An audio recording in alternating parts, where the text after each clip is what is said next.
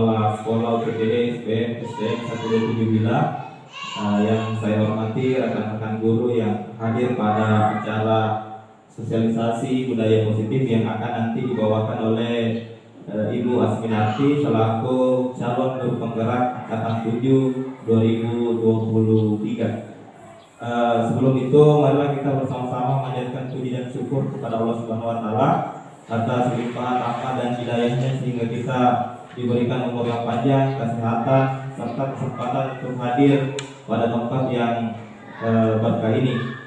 Kemudian selawat serta salam kepada junjungan kita Nabiullah Muhammad SAW, Nabi yang menjadi suri teladan, Nabi yang menjadi rahmatan lil alamin, dan Nabi yang mengantarkan umatnya ke jalan yang benar.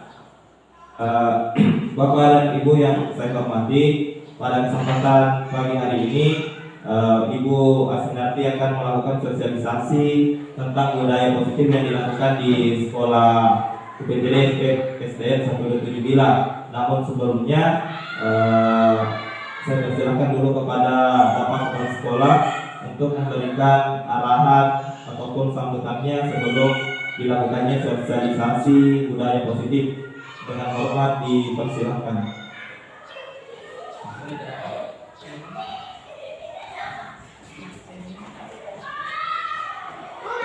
Assalamualaikum warahmatullahi wabarakatuh.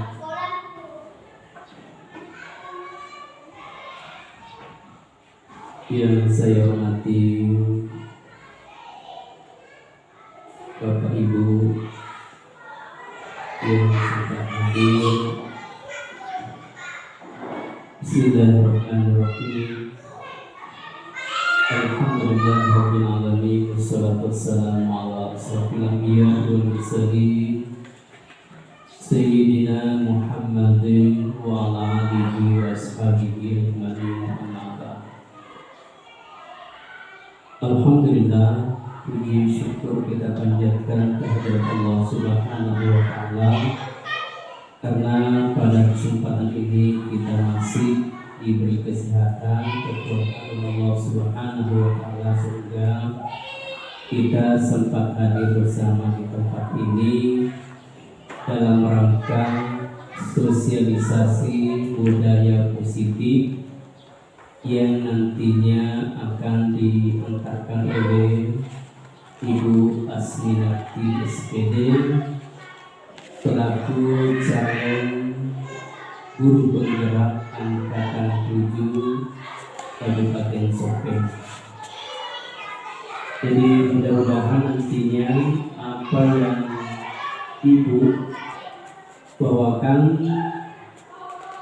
ada manfaatnya buat kita semua, dan begitu juga mudah-mudahan ilmu yang Ibu dapatkan nanti selaku calon guru penggerak di sekolah ini, tentu teman-teman guru semua berharap bagaimana Ibu bisa betul-betul menggerakkan segala sesuatu yang ada di sekolah ini sehingga bisa semua bermanfaat, terutama kepada anak kita.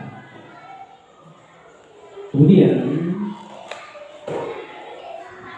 guru penggerak yang tentunya Ibu jadi mendalami dan hal ini. Oleh karena itu tentu teman-teman guru ingin belajar, ingin sering dengan pembawa materi nanti sehingga betul-betul kita bisa saling sharing pendapat sehingga ya, apa yang kita inginkan betul-betul bisa tercapai. Jadi mudah-mudahan Ibu bisa sukses ke depannya. Sekian, Assalamualaikum warahmatullahi wabarakatuh.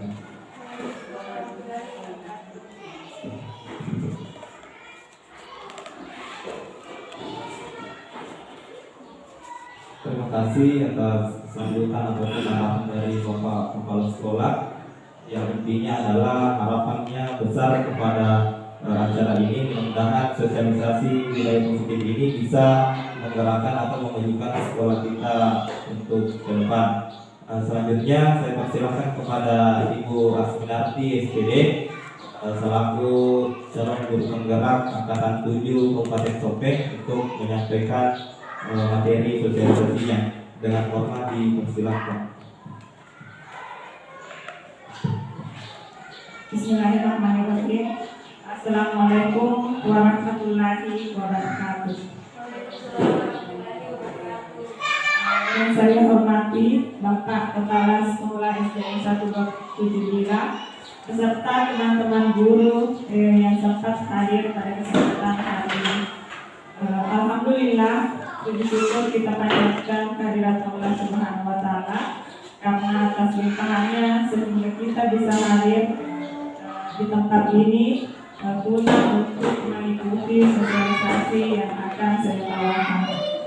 Sebelumnya saya ingin mengucapkan terima kasih banyak kepada Bapak Kepala Sekolah atas kesempatan yang telah diberikan kepada saya, juga tentunya kepada teman-teman yang telah meluangkan waktunya untuk hadir di tempat ini.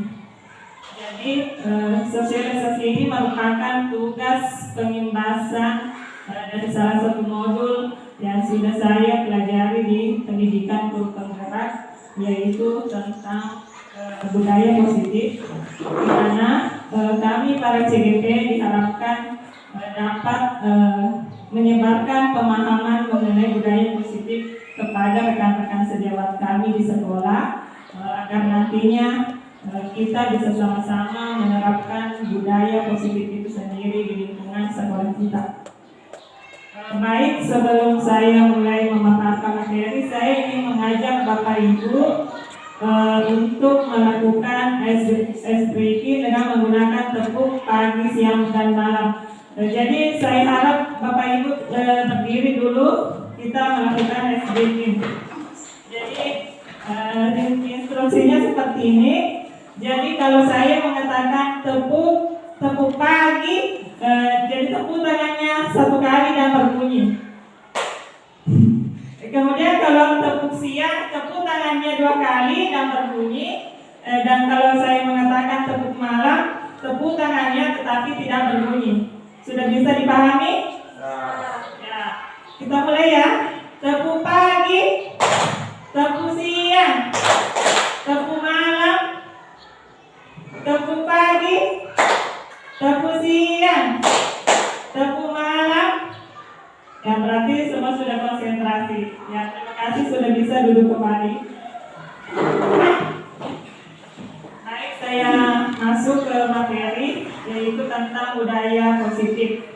Nah, berbicara atau kata budaya positif, mungkin Bapak Ibu sudah pernah mendengar tentang atau kata budaya positif. Nah, di sini dijelaskan bahwa budaya positif itu adalah nilai-nilai dan kebiasaan-kebiasaan di sekolah yang berpihak pada peserta didik agar mereka dapat berkembang menjadi pribadi yang kritis, bermanfaat, dan bertanggung jawab. Jadi bisa dibilang bahwa budaya positif itu adalah kebiasaan-kebiasaan baik yang bisa kita terapkan, bisa kita tanamkan kepada anak didik kita agar nantinya dapat memiliki pribadi yang baik pula. Nah, tentunya di dalam menerapkan budaya positif ini tentu kita harus mengetahui terlebih dahulu strategi yang bisa kita lakukan agar budaya positif itu dapat kita ciptakan di sekolah kita. Di sini sudah ada konsep-konsep kunci dalam modul budaya positif. Ada 6. Yang pertama, disiplin positif dan nilai-nilai kebajikan yang dipaksa. Yang kedua, motivasi perilaku manusia. Yang ketiga, keyakinan kelas. Keempat, kebutuhan dasar manusia. Yang kelima, posisi kontrol restitusi. Dan keenam, segitiga restitusi. Jadi keenam konsep inilah yang nanti saya akan paparkan satu persatu supaya kita bisa memahami strategi apa saja yang bisa kita terapkan di dalam menciptakan budaya positif di sekolah kita. Baik, materi yang pertama yaitu disiplin positif. Nah, dalam rangka menciptakan lingkungan positif di sekolah kita, salah satu strategi yang perlu kita tinjau kembali adalah penerapan disiplin di sekolah kita. Apakah sudah sesuai atau masih perlu ditinjau kembali. Nah, lalu mendengar kata disiplin. Jika Bapak Ibu mendengar kata disiplin, apa yang terlintas di pikiran Bapak Ibu? Atau apa yang ada di pikiran Bapak Ibu ketika mendengar kata disiplin? Ada yang ingin menyampaikan pendapatnya? Kalau mendengar kata disiplin, apa yang kira-kira terlintas di pikiran Bapak Ibu? Ya, apa? Ya, jadi kebanyakan orang ketika mendengar kata disiplin, kebanyakan orang akan menghubungkan dengan tata tertib, peraturan, kepatuhan. Bahkan kata disiplin sering dihubungkan dengan hukuman. Padahal itu adalah dua hal yang sangat berbeda. Kenapa? Karena belajar tentang disiplin positif itu tidak harus dengan memberikan hukuman. Justru hukuman itu adalah alternatif terakhir dan kalau perlu tidak digunakan sama sekali.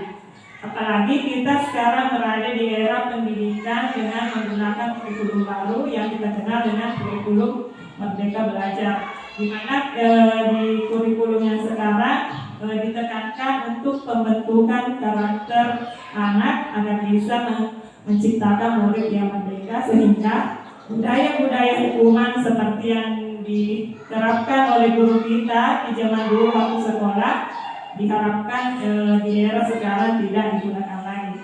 Nah, lalu bagaimana caranya kita mendisiplinkan murid kita tanpa memberikan hukuman? Nah, di sini dikatakan bahwa disiplin positif merupakan unsur utama dalam terwujudnya budaya positif yang kita cita-citakan di sekolah kita. Jadi disinilah kita sebagai guru perlu menanamkan disiplin positif di sekolah kita. Nah, jadi sebagai pendidik, tujuan kita adalah menciptakan anak-anak yang memiliki disiplin diri sehingga mereka bisa berperilaku dengan mengacu pada nilai-nilai kebajikan universal dan memiliki motivasi intrinsik atau motivasi yang berasal dari dalam diri anak tersebut. Nah, di sini disinggung mengenai nilai-nilai kebajikan. Nilai-nilai kebajikan apa yang seperti apa yang ingin kita tanamkan kepada anak didik kita? Tentu kita harus mengetahui terlebih dahulu apa itu nilai-nilai kebajikan. Jadi nilai-nilai kebajikan itu adalah sifat-sifat positif manusia yang merupakan tujuan mulia yang ingin dicapai setiap individu. Dan salah satu nilai-nilai kebajikan yang ingin kita capai yaitu yang kita kenal dengan profil pelajar Pancasila. Tentu Bapak Ibu pasti sudah tahu itu apa profil pelajar Pancasila. Nah, di sini sudah ada gambaran profil pelajar Pancasila, di mana di profil pelajar Pancasila ini terdapat 6 nilai-nilai kebajikan yang perlu kita tanamkan pada diri anak didik kita. Bisa dilihat yang pertama ada beriman dan bertakwa kepada Tuhan Yang Maha Esa dan berakhlak mulia, berkebinekaan global, bergotong royong, mandiri, bernalar kritis, dan kreatif.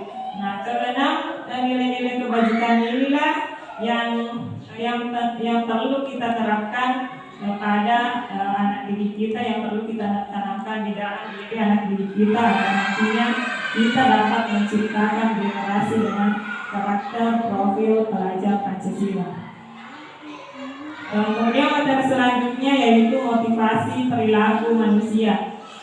Jadi berbicara mengenai perilaku, terkadang perilaku manusia itu didasari atas motivasi tertentu. Apakah kita melakukan sesuatu karena dorongan dari lingkungan, atau kita melakukan sesuatu karena adanya dorongan dari orang lain. Terkadang kita juga melakukan sesuatu karena misalnya untuk menghindari hukuman, atau untuk mendapatkan apa yang kita mau. Misalnya ingin mendapatkan penghargaan, ingin mendapatkan pujian, ingin mendapatkan hadiah. Nah, jadi itu adalah bentuk-bentuk motivasi perilaku manusia. Dan di sini menurut Jan Gosen menyatakan bahwa ada 3 jenis motivasi perilaku manusia, dan tentunya ini bukan hanya berlaku untuk kita sebagai orang dewasa, tetapi juga berlaku untuk anak didik kita di sekolah. Yang pertama ada untuk menghindari ketidaknyamanan atau hukuman. Nah, anak yang motivasinya seperti ini, dia akan bertanya, apa yang akan terjadi jika saya tidak melakukannya. Jadi motivasi ini bersifat eksternal, artinya dia melakukan sesuatu itu hanya karena dia tidak mau dihukum oleh gurunya. Kemudian yang kedua, untuk mendapatkan imbalan atau penghargaan dari orang lain. Jadi anak yang motivasinya seperti ini, dia akan bertanya, apa yang akan saya dapatkan jika saya melakukannya. Jadi ini juga motivasi yang bersifat eksternal, karena dia melakukan sesuatu itu karena hanya untuk mendapatkan penghargaan, mendapatkan pujian dari gurunya. Lalu yang ketiga, untuk menjadi orang yang mereka inginkan dan menghargai diri sendiri dengan nilai-nilai yang mereka percaya. Nah, motivasi ini, anak yang motivasinya seperti ini, dia akan bertanya, saya akan menjadi orang yang seperti apa jika saya melakukannya. Jadi motivasi inilah yang bisa membuat seseorang memiliki disiplin positif. Kenapa? Karena motivasi berperilakunya itu bersifat internal atau motivasi yang berasal dari dalam diri anak tersebut. Artinya atas kesadaran dirinya sendiri. Berbeda dengan yang nomor 1 dengan yang nomor 2 itu motivasinya bersifat eksternal karena sifatnya hanya sementara, tidak bertahan lama.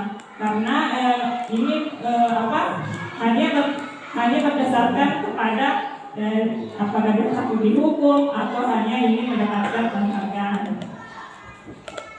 Kemudian keyakinan atau kesepakatan kelas. Nah, ini juga penting untuk diketahui supaya kita sama-sama nanti bisa membuat kesepakatan kelas. Jadi keyakinan kelas itu adalah salah satu disiplin positif yang bisa kita terapkan dalam membangun budaya positif di sekolah. Kenapa? Karena dengan adanya keyakinan kelas di setiap kelas diharapkan dapat mewujudkan tujuan pendidikan yang berorientasi kepada profil pelajar Pancasila. Nah, di sini ada contoh-contoh keyakinan atau kesepakatan kelas.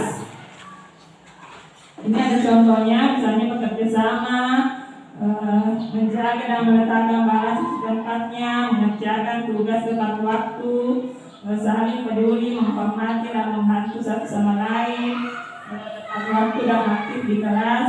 Jadi ini hanya contoh ya, anak-anak bisa membuat yang lain sesuai dengan harapan atau kelas impian kelas yang mereka harapkan.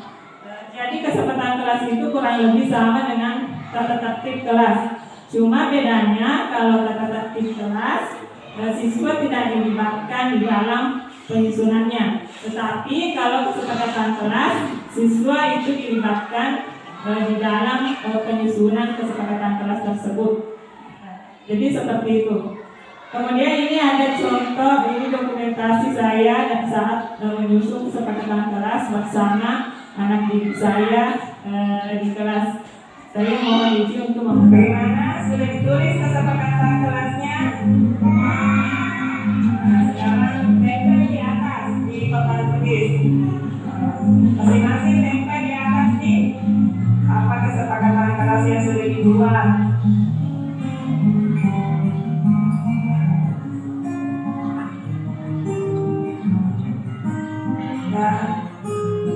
Akhirnya sudah.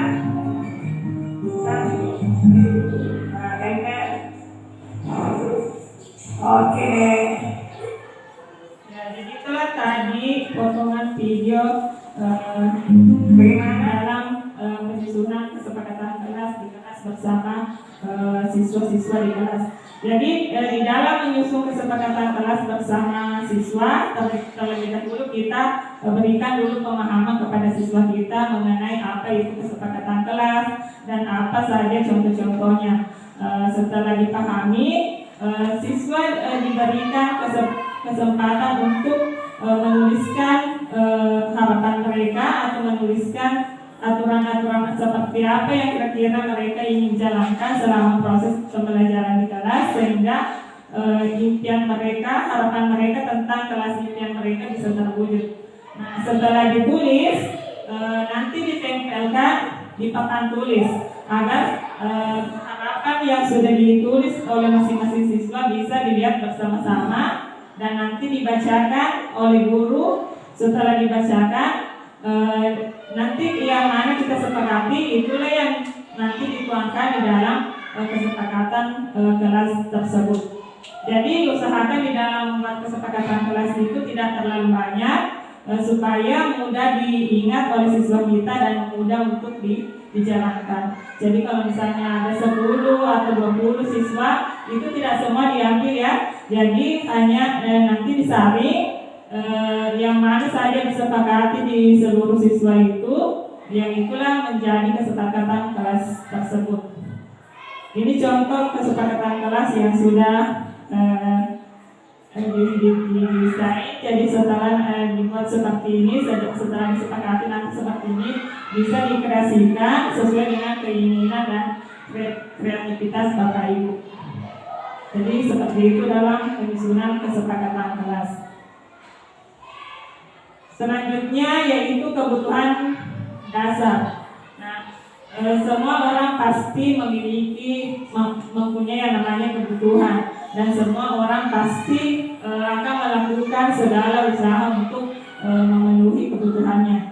Nah, sebetulnya saat kita sedang memenuhi satu atau lebih dari satu kebutuhan dasar kita, sebetulnya saat itu kita sedang memenuhi atau sedang memperoleh kebutuhan dasar yang kita inginkan.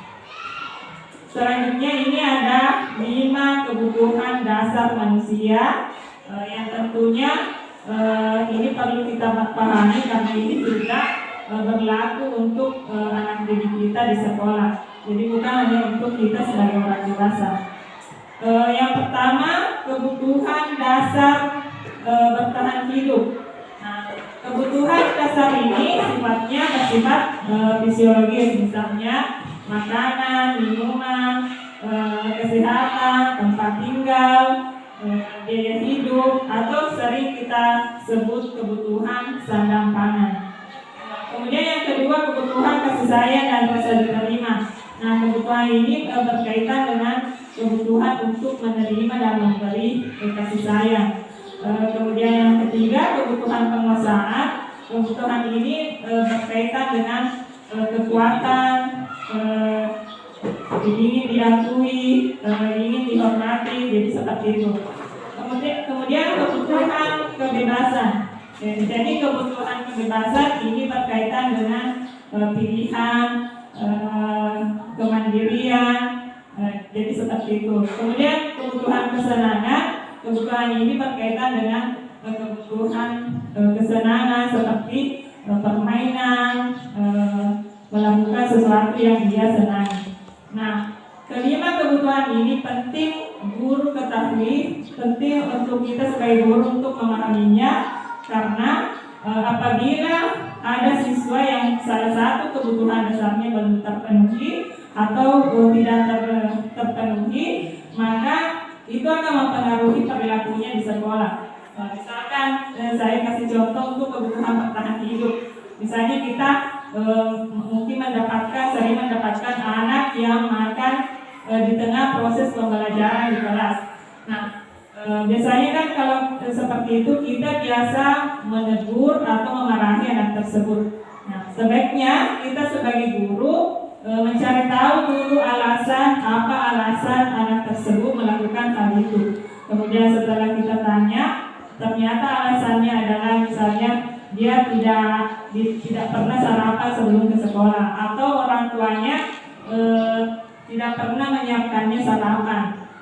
Maka anak tersebut dia cepat lapar sehingga dia makan di tengah proses pembelajaran di kelas. Artinya dia makan sebelum waktunya, dia makan sebelum jam istirahat. Karena anak ini kebutuhan dasarnya belum terpenuhi, dan kebutuhan yang sedang dipenuhi oleh anak tersebut adalah kebutuhan bertahan hidup. Ya, itu adalah salah satu contoh jika ada anak didik kita yang kebutuhan dasarnya belum terpenuhi.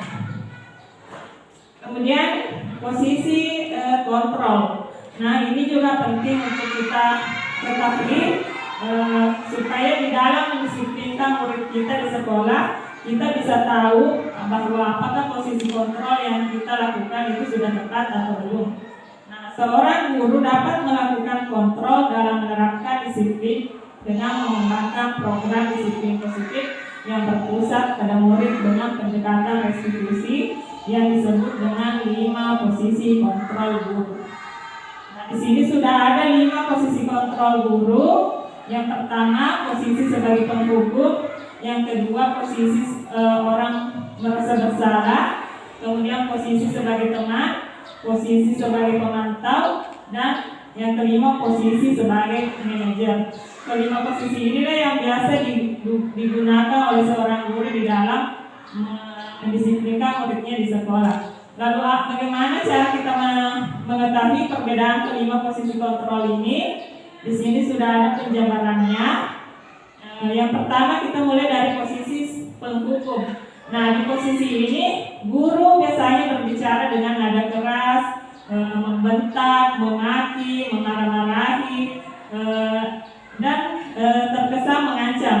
Misalnya kata-katanya seperti ini: patuhi aturan saya, atau awas ya kalau kamu tidak melakukan. Jadi nada bicaranya seolah-olah mengancam dan terlihat sangat emosional. Sehingga dampaknya apa? Dampaknya murid akan sakit hati, murid akan menjadi pendendam, pemarah, dan dampak negatif lainnya. Itu dampaknya ketika kita memposisikan kita sebagai penghukum. Lalu posisi membuat orang merasa bersalah.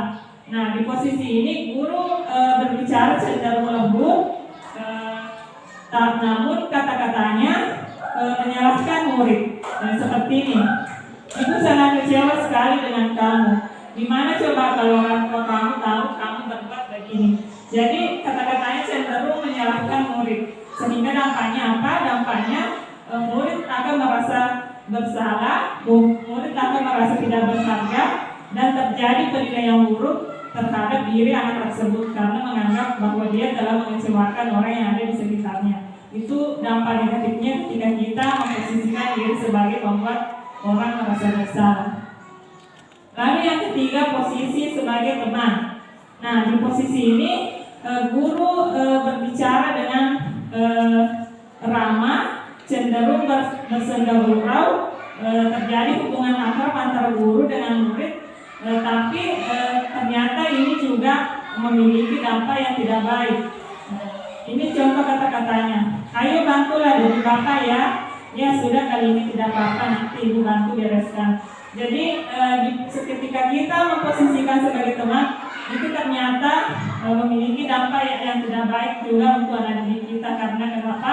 Anak didik kita akan menjadi ketergantungan. Dia akan tergantung sama kita karena menganggap bahwa guru saya bisa diajak kompromi, guru saya bisa membantu saya untuk menyelesaikannya. Jadi anak ini menjadi tidak mandiri dan tidak bisa berpikir untuk dirinya sendiri karena dia selalu tergantung sama gurunya. Ya. Kemudian posisi pemantau.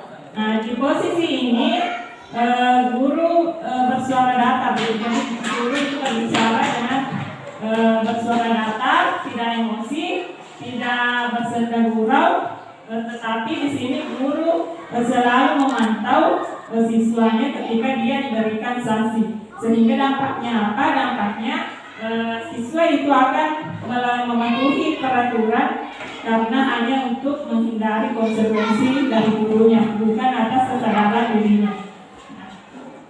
Kemudian yang kelima, posisi sebagai manajer. Nah, di posisi ini guru akan bersuara netral. Dia tidak bernada tinggi, tidak emosi, tidak bercanda, tidak bersenda gurau, tetapi juga tidak terlalu ramah. Dan di sini guru dengan tulus menanyakan pertanyaan-pertanyaan yang bermakna kepada muridnya.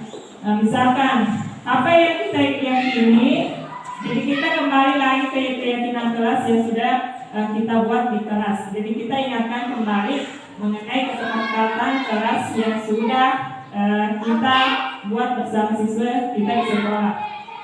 Kemudian jadi di sini guru hanya membimbing murid untuk menyelesaikan masalahnya. Guru di sini membantu murid untuk mencari solusi dari permasalahannya. Ya, jadi seperti itu. Jadi sehingga dampaknya apa? Sehingga dampaknya murid akan bertanggung jawab, murid akan menjadi disiplin dan bisa menyelesaikan permasalahannya sendiri. Baiklah, jadi dari kelima posisi kontrol guru tadi, yang mana kira-kira yang sering Bapak Ibu guru lakukan atau yang pernah Bapak Ibu guru lakukan di sini? Apakah ada yang pernah? Ya, apa ada yang pernah sebagai penghukum? Pernah. Ya, jadi kita tidak bisa memungkiri bahwa kita semua pasti pernah di posisi sebagai penghukum. Pasti di sini kita semua pernah menghukum, yang namanya menghukum siswa kita, meskipun mungkin hukuman yang kita berikan bukan hukuman yang bersifat fisik. Nah, dari kelima posisi kontrol guru ini, yang mana kira-kira yang paling ideal untuk kita gunakan? Dari kelima ini yang mana paling ideal? Dari yang mana? Teman? Ada yang lain? Menurut Pak Suryadi adalah posisi sebagai teman. Ada yang lain? Pemantau. Jadi berdasarkan tadi yang ini, yang perbedaan tadi yang sudah saya paparkan ini, posisi yang paling ideal untuk kita lakukan adalah posisi sebagai manajer. Kenapa? Karena posisi sebagai di posisi ini kita dapat membuat murid bertanggung jawab dan mencari solusi atas masalah yang mereka lakukan. Jadi seperti itu. Jadi tujuannya apa? Tujuannya adalah untuk menuntun murid agar mereka menjadi pribadi yang lebih baik lagi. Jadi itu posisi yang paling ideal untuk kita gunakan di dalam mendisiplinkan murid kita di sekolah, yaitu sebagai manajer. Kemudian ini materi terakhir yaitu segitiga restitusi. Mungkin Bapak Ibu di sini ada yang baru pertama mendengar yang namanya restitusi, atau sudah ada yang pernah mendengar kata restitusi? Segitiga restitusi? Ya. Jadi jujur saya juga baru mendengar dan baru mempelajari apa itu restitusi ketika saya mengikuti pendidikan guru penggerak ini. Jadi restitusi itu adalah tindakan yang digunakan guru untuk membuat murid memperbaiki kesalahan mereka dengan cara mereka sendiri, yang tentunya ini berdampak pada perubahan perilaku yang lebih baik lagi. Jadi restitusi ini dapat dikatakan sebagai alternatif yang paling baik di dalam mendisiplinkan anak didik kita di sekolah, karena di restitusi ini guru hanya mengarahkan murid untuk mencari solusi dari permasalahan mereka, bukan mencari kesalahannya. Jadi guru tidak mencari-cari kesalahan dari anak tersebut, tetapi guru membantu, guru membimbing murid tersebut untuk mencari apa solusi yang bisa diambil untuk memecahkan atau menyelesaikan masalahnya. Nah, lalu bagaimana caranya menggunakan restitusi ini ketika kita mau mendisiplinkan anak didik kita? Kita bisa melakukan restitusi itu dengan cara mengikuti langkah-langkah yang ada di dalam segitiga restitusi. Nah, di sini sudah ada gambar segitiga restitusi, yang dimana di dalam gambar ini terdapat 3 langkah-langkah yang kita lakukan ketika kita melakukan yang namanya restitusi. Yang pertama adalah menstabilkan identitas. Nah, di tahap ini anak diajak untuk tenang dan diajak untuk tenang dan kembali ke suasana hatinya sebelum proses penyelesaian masalah itu dilakukan. Jadi kata-katanya yang bisa kita berikan seperti ini. Setiap orang pasti pernah melakukan kesalahan. Kamu bukan satu-satunya yang pernah melakukan ini. Jadi kita stabilkan identitas anak dengan menggunakan kata-kata seperti ini, sehingga anak itu dia tidak takut nanti ketika dia menceritakan apa alasannya, apa yang membuat anak tersebut melakukan suatu tindakan yang salah. Kemudian tahap kedua yaitu validasi tindakan yang salah. Nah, di tahap ini guru harus mampu memahami maksud dari perbuatan anak tersebut. Jadi di sini guru harus menanyakan dan mencari tahu apa alasan anak melakukan sebuah kesalahan. Ini contoh kata-katanya di tahap validasi. Kamu tentu punya alasan mengapa melakukan itu, atau misalnya apa alasan kamu sehingga kamu bisa melakukan kesalahan itu. Jadi itu contoh kata-katanya. Kemudian yang terakhir tahap menanyakan keyakinan. Nah, di tahap ini anak sudah siap untuk dihubungkan kembali dengan nilai-nilai yang sudah disepakati dalam kesepakatan kelas.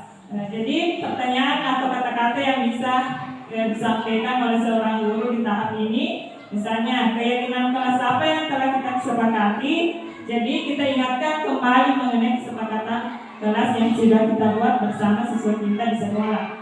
Atau misalnya apakah perilaku kamu atau tindakan kamu tadi itu sudah sesuai dengan kesepakatan kelas kita.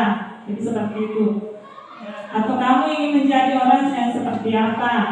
Nah, ini contoh kalimat atau pertanyaan yang bisa kita gunakan, kita sampaikan di tahap menanyakan keyakinan.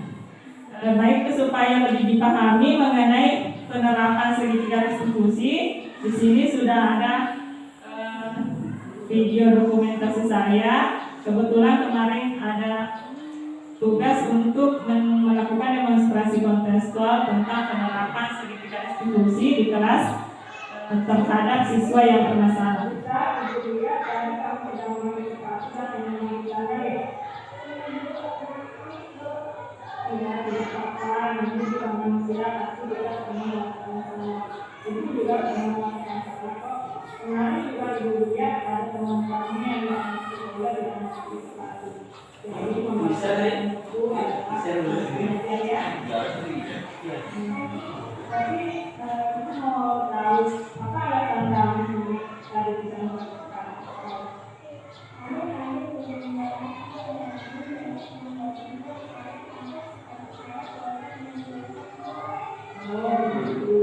Jadi tahu menjalankan itu atau pakai itu memang penting. Tapi apa kesulitan yang menjadi lakukan itu dengan keyakinan kan?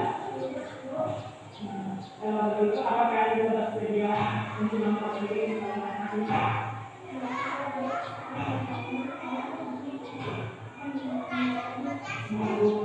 Kira-kira apa yang bisa kita lakukan untuk mempelajari informasi?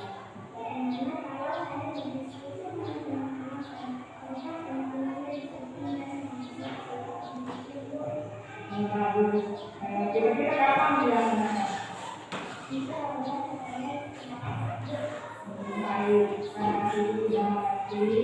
sekarang kita boleh mengalir juga ya. Terima kasih kita. Ya, jadi itulah tadi contoh ketika kita ingin menerapkan restitusi terhadap anak didik kita yang melanggar aturan atau atau ketika ada anak didik kita yang melakukan sebuah kesalahan. Jadi kita tidak langsung memberikan hukuman atau memarahinya, tetapi kita bisa melakukan yang namanya segitiga restitusi. Jadi karena ini adalah materi terakhir, jadi intinya dari keenam konsep-konsep yang sudah saya paparkan tadi itu kesemuanya saling berkesinambungan, saling berhubungan di dalam menerapkan budaya positif di sekolah kita. Dan saya ingin juga mengajak kepada teman-teman semua agar agar kita bisa menerapkan keenam konsep-konsep atau strategi yang tadi sudah saya paparkan di dalam mendisiplinkan murid-murid kita di sekolah. Kalau memang tidak bisa dilakukan sekaligus, paling tidak kita mulai dari kelas kita masing-masing, yaitu dengan membuat membuat kesepakatan kelas bersama murid-murid kita di kelas. Ya. Sampai di sini ada yang ingin ditanyakan atau ada yang ingin disampaikan? Tidak ada? Ya. Kalau tidak ada, sebagai kesimpulan dari kegiatan sosialisasi kita ini, bahwa di dalam menciptakan budaya positif yang berpihak pada murid akan menjadi mudah diterapkan di lingkungan sekolah jika adanya kolaborasi antar warga sekolah. Jadi sekali lagi saya mengharapkan bahwa kita semua bisa bersama-sama berkolaborasi atau bekerjasama di dalam menciptakan budaya positif di sekolah kita. Karena ini tidak mungkin akan berjalan jika hanya satu dua orang yang ingin menjalankannya. Tentu perlu yang namanya kolaborasi, kerjasama antar semua warga sekolah supaya budaya positif itu bisa kita ciptakan di lingkungan sekolah kita untuk pengembangan sekolah kita ke depannya. Ya. Jadi itu saja yang sempat saya paparkan pada kesempatan hari ini. Semoga apa yang saya sampaikan bermanfaat untuk kita semua. Sekali lagi terima kasih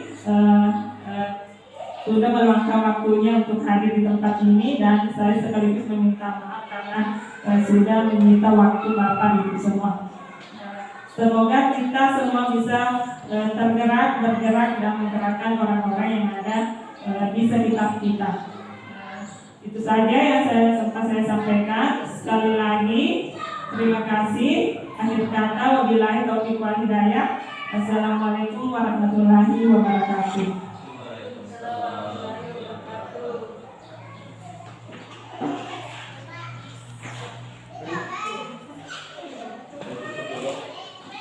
Itulah tadi penyampaian materi sosialisasi dari Ibu Asistensi SDD. Mudah-mudahan apa yang disampaikan dapat kita laksanakan dalam kehidupan sehari-hari, terutama dalam proses pembelajaran kita setiap hari. Demikian acara pada siang hari ini. Marilah kita bersama-sama untuk dengan mengucapkan hamdalah. Billahi taufiq wal hidayah. Assalamualaikum warahmatullahi wabarakatuh.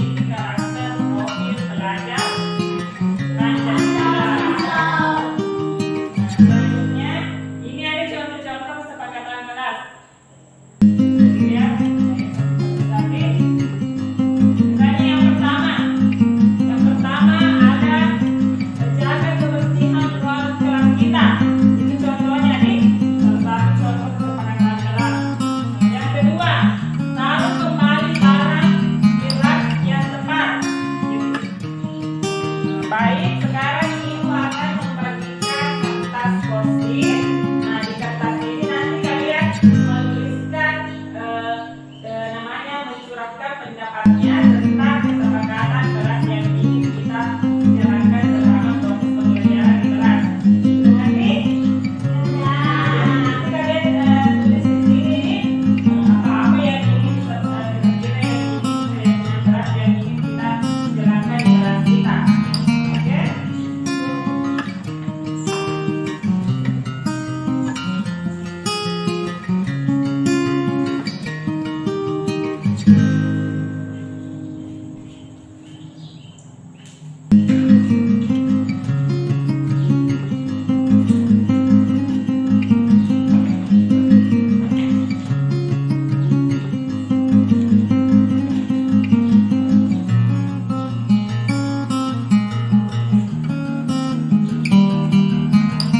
Baik, sekarang kalian tulis di post-it tersebut tentang keyakinan atau kesepakatan kelas yang ingin kira-kira yang bisa kita jalankan selama proses pembelajaran.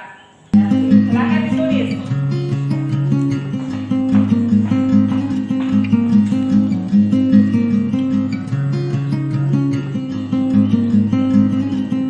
Bagaimana, sudah ditulis? Nah, sekarang hasil curah pendapat kalian sekarang ditempel di atas. Sekarang naik tempel di atas yang sudah ditulis tadi. Ya, ditempel di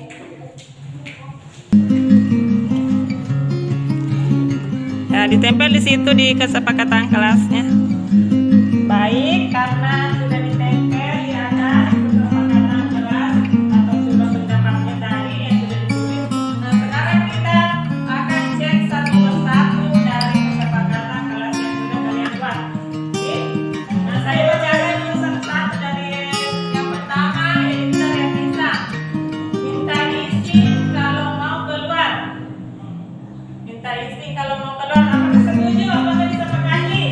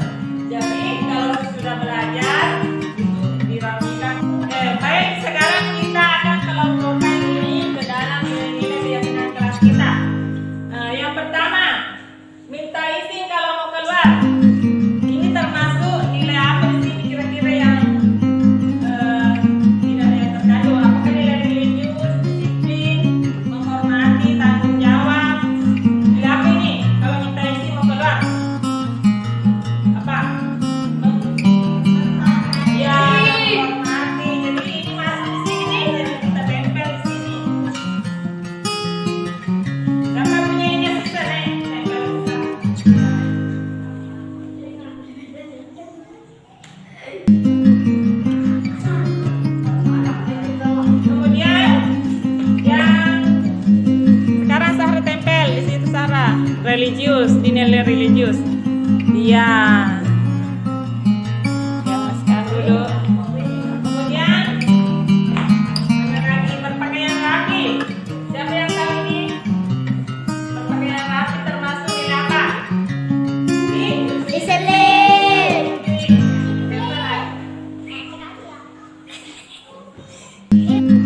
Jadi inilah tadi nilai-nilai keyakinan keras yang sudah kita sepakati bersama nih.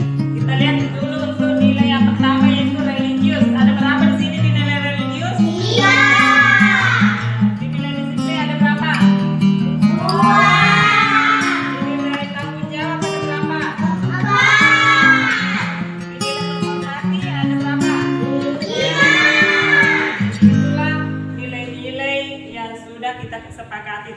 bersama menghadiri kesepakatan kelas kita. Oke? Nah, semoga bisa dijalani bersama-sama. Oke? Cukup sekian. Assalamualaikum warahmatullahi wabarakatuh.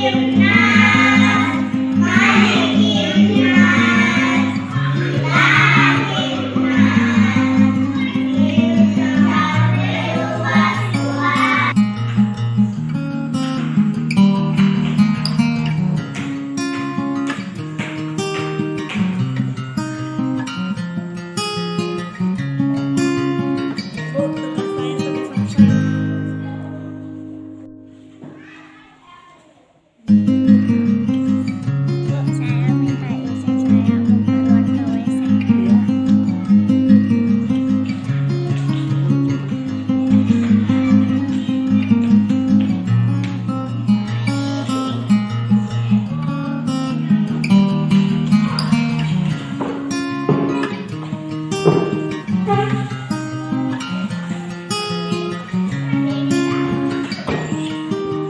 Assalamualaikum warahmatullahi wabarakatuh. Saya Andi Ahmad Sahril, rekan sejawat dari Ibu Asminarti. Saya memberikan apresiasi yang tinggi kepada Ibu Asminarti terkait budaya positif yang sudah diterapkan seperti membuat kesepakatan kelas, melakukan posisi kontrol sebagai manajer, dan menerapkan segitiga restitusi dalam menanamkan tetap disiplin positif pada murid. Saya sebagai teman merasa termotivasi, ingin menerapkan hal yang sama di kelas saya. Sukses selalu untuk Ibu Asmi. Terima kasih.